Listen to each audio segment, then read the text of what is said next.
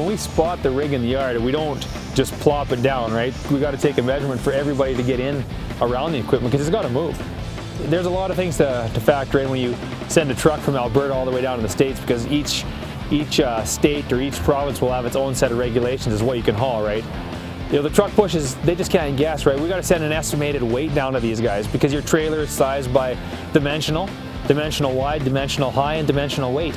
With your sub being 14'4" wide, that was the absolute max we could go due to shipping regulations. You know, there's a certain amount of time from here down to Houston. It's going to end up sitting in Houston for a while to clear paperwork and do all this, and then they're going to get it, you know, overseas, wherever it's got to go. This one happened to go to Trinidad. So when the whole build schedule starts, you got to realize that you can build anything you want, you just got to get it somewhere.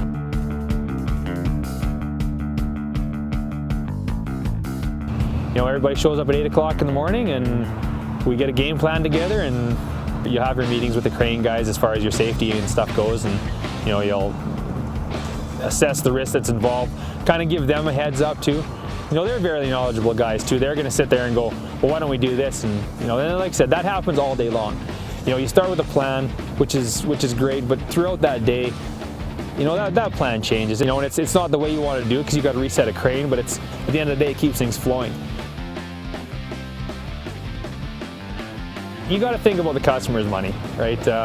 You know, they're spending money to move this thing. If you're going to sit there and make bad decisions all day and not have trucks show up and have cranes delayed or sitting there and waiting, I mean, that's unproductive. Those cranes sitting in our yard are approximately $600 an hour.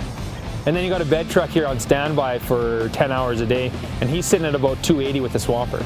So I mean, that whole thing is almost, you know, almost worth $1,000 per hour. And your truck pushes are very good about that. You know, they're very good at making sure the truck that's parked in the street, one of the 15 or 20 trucks there, he's coming in, right? And then they're moving out and they're strapping down. So it's certain trucks get certain loads. So if the guy here that's here for the sub gets here at, oh, I don't know, 8:30, you know, he's waiting until 3 o'clock, you know, because his product isn't ready to go yet because it's on the bottom. We got 15 trucks coming in here. We got, you know, up in the area of 15 guys out here at one time between our guys, the truck pushes, and the truckers. There's a lot of things going on, and there's a lot of room for error. When you put the mast on, there's more that goes into it. Strapping it down and putting the bunks underneath it takes quite a bit of time. So yeah, the cranes will pull that guy over, and that truck's gonna have to sit because he can't move until things get strapped down. Whereas you get the guys with the tanks, they'll come in, you just load them, they just drive away. That stuff's done so quickly, you can move that stuff out, you know, in a matter of a few hours. But when you start to get to the center section, you start pulling things apart is where it starts to slow you up, right? Because now you need time for these guys to deck down, and you want to reset the crane as little as possible.